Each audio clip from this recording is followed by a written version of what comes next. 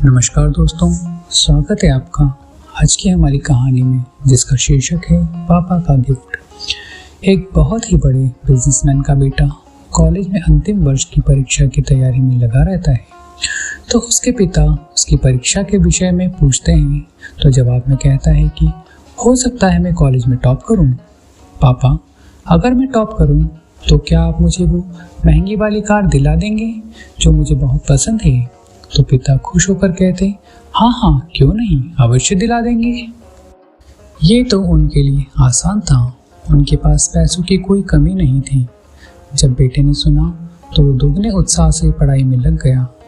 रोज college आते जाते वो शोरूम में रखी कार को निहारता और मन ही मन कल्पना करता कि वह अपनी मनपसंद कार चला रहा है।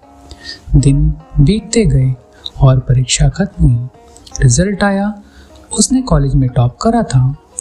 अपने कॉलेज से ही पिता को फ़ोन लगाकर बताया कि पापा, मेरा गिफ्ट तैयार रखना, मैं घर आ रहा हूँ। घर आते आते वो विचारों में गाड़ी को घर के आंगन में खड़ा देख रहा था। जैसे ही घर पहुँचा उसे वहाँ कोई कार नहीं दिखी। वो बुझे मन से पिता के कमरे में गया। उसे देखते ही पिता ने गले लगाकर बधाई दी और उसके हाथ में एक गिफ्ट का बॉक्स रखा और कहा, लो बेटा, तुम्हारा गिफ्ट।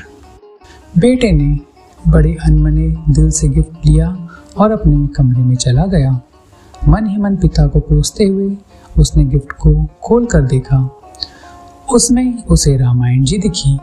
ये देखकर अपने पिता पर बहुत गुस्सा आया, लेकिन उसने अपने गुस्से को शांत करा।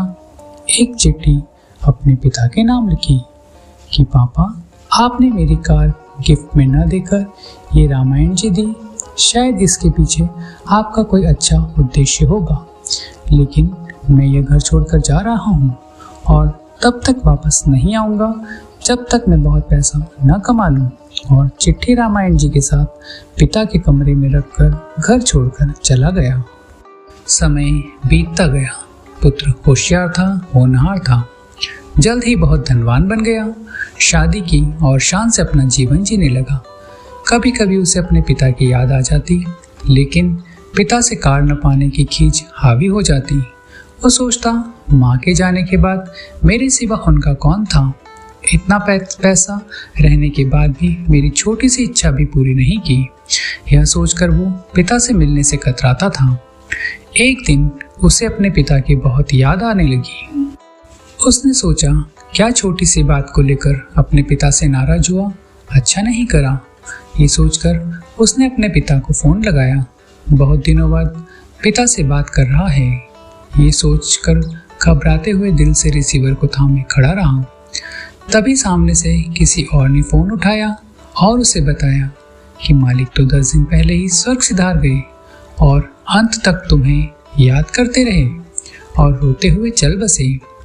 जाते जाते कह गए कि मेरे बेटे का फ़ोन आए तो उसे कहना कि आकर अपना कारोबार संभाल ले। आपका कोई पता नहीं होने से आपको सूचना नहीं दे पाए। यह जानकर पुत्र को गहरा दुख हुआ और दुखी मन से अपने पिता के घर के लिए रवाना हुआ।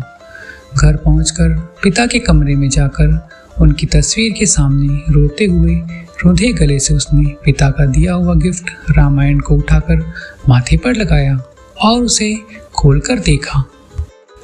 पहले पन्ने पर पिता द्वारा लिखे वाक्य को पढ़ा, जिसमें लिखा था, बेटा, तुम दिन दूना रात चौगुनी तरक्की करो और साथ ही साथ तुम्हें कुछ अच्छे संस्कार दे पाऊँ, ये सोचकर रामायण दे रहा हूँ।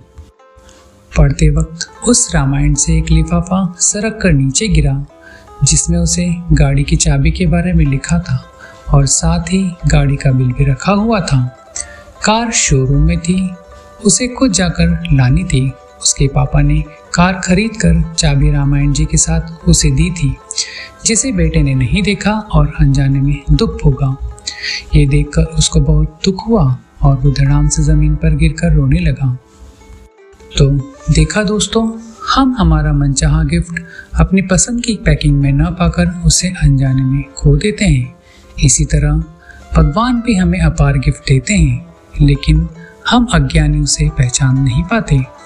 हमें अपने माता पिता के प्रेम से दिए ऐसे अनगिनत उपहारों का प्रेम से सम्मान करना चाहिए और उनका धन्यवाद करना चाहिए। मिलते हैं अगली कहानी में, तब तक अपना और अपनों का ध्यान रखिएगा। जय हिंद, जय भारत।